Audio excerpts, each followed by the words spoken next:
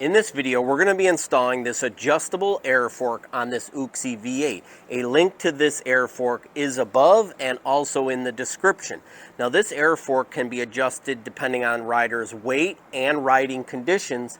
Now, the stock one has no adjustment and does not dampen very well. So without further ado, let's get started on the install. First thing I'm going to do is loosen up the axle bolt and remove the front tire. Lift up the front of the bike. I'm going to remove these two bolts and take the handlebar and stem off the bike, and I want to set that gently over and not let the cables dangle. Alright, I got the front wheel off. I removed the handlebars, loosened these two bolts, took this top cap off, and now I'm going to start to remove the top of the crown, which comes off easily. All right, that's the top of the crown there. And then I want to save these pieces here. I might need them, along with the pieces inside. See, there's a potential issue here. I ran into a small problem with this job. All the wires run through the bottom of the crown. So you can either unhook all the wires back to the controller, run them through the frame, and then fish them through here. Or I think what I'm going to do is use a hacksaw and cut a little slot in here. Be careful not to cut the wires. That way I can extract the wires out of that hole in the fork. Alright, in order to get the cables out of the frame, I had to cut a slot in the fork and then also the top of the suspension off with this Sawzall tool. I put a little metal piece in there to protect the cables, so as I saw it through, I wouldn't nick the cables. So now you see I got a slot in there. I'm able to pull the cables through, and now I'm going to disconnect that lower brake and get this old fork out of the frame. Got the bike propped up, ready to install the new fork. Over here, I got the old fork on the left, new fork on the right. The new fork came with this little race piece and this spanner nut, which is going to be swaged down in the tube. So we're gonna... All right, I got my homemade star nut driver here. And now I'm going to drive it onto the top of this tube.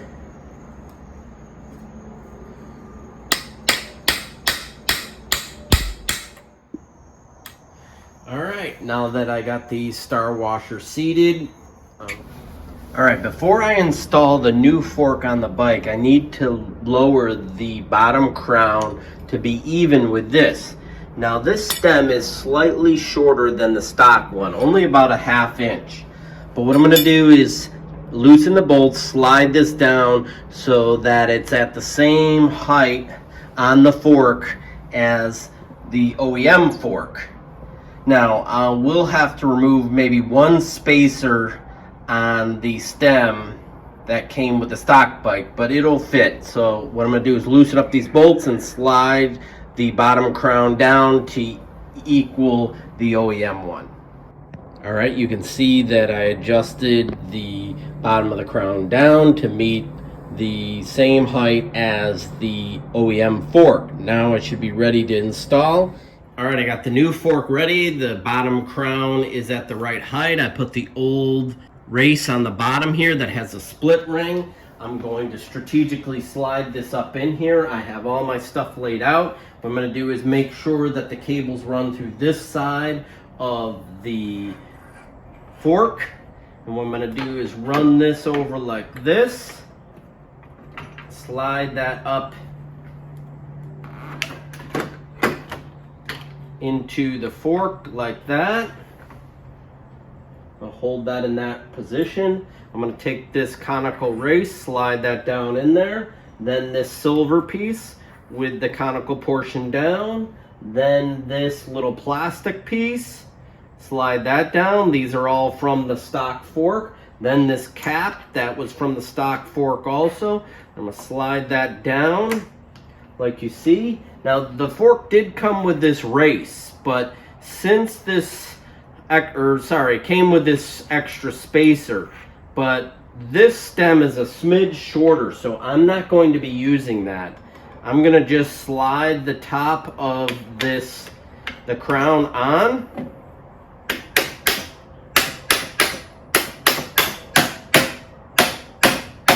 I'm gonna make sure that there's no play in this. Then I'm gonna bring up the handlebars, slide that on. I wish this stem was a smidge taller. And now what I'm gonna do is I'm gonna use that cap, and I'm gonna tighten the cap on here to sandwich everything in place. And make sure it's tight, because if you don't get it tight, then this wobbles around and wears out the race. So I'm gonna take this cap, I'm gonna install it like this. All right, so you're gonna see me driving this down. Nice and tight. Now I want to get this straightened out, and then I'm going to tighten the sides here to get the handlebars tightened up. Now, one tip here, when you drive that star down into the top of the fork, drive it in pretty shallow because this is a little bit short. Luckily I had a longer bolt, but if you only drive it in about 1/4 of an inch, then you'll be okay. All right, once you get this secured and everything's tight, then you can go here and tighten the top of the crown down. All right, got that installed. Nice. It's free flowing. I'm gonna install the front tire on the new fork. What I'm gonna do is use this axle bolt. I'm gonna slide on the small spacer. The long spacer goes on here. You don't need the washers, as this axle bolt is a little too short. I wish that it was a little bit longer. And what I'm gonna do is slide this in here, get things lined up, put the long washer on here, and then slide this into place. Alright, put that nut on there like this. Now I'm going to tighten this down. Front tire is installed. Now I'm going to move over and install the front brake. Alright, I routed the front brake cable down through the front here inside the headlight. I'm going to route it inside the wheel because there's a nice little brake cable holder right here that I could attach to, and it'll look really nice and clean.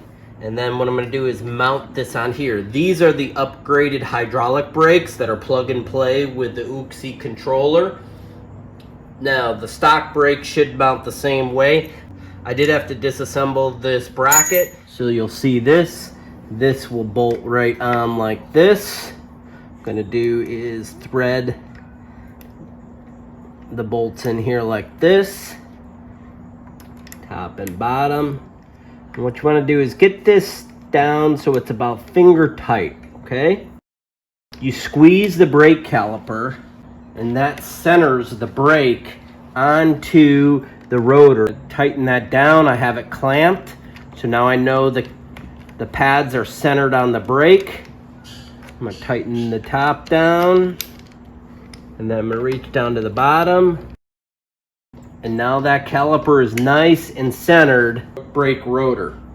It's good to go. I'm going to reach up here, tidy this cable in here, and that's going to look nice and clean. Then I'm going to put the front fender on. Alright, in order to get this to fit, this piece is thicker than the stock fork, so I had to bend these tabs open.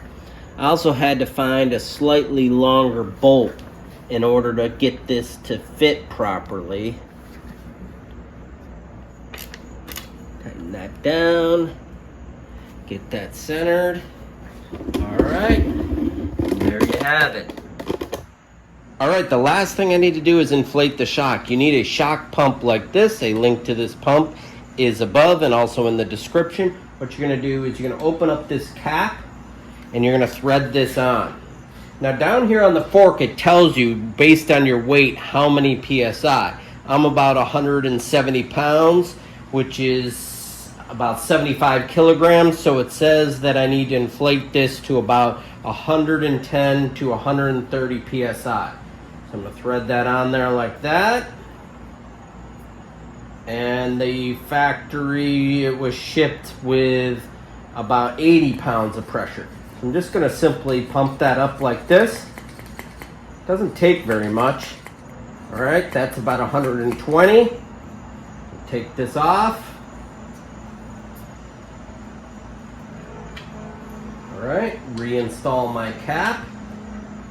And now I should have proper dampening, unlike those oil-filled chocks. Oh yeah, that's gonna be nice. So I just wanna make sure everything's tight. I'm gonna take it for a little bit of ride, and then I'm gonna come back and check all the bolts to make sure everything's tight. So I hope that you liked this video, subscribe to my channel, and thanks for watching.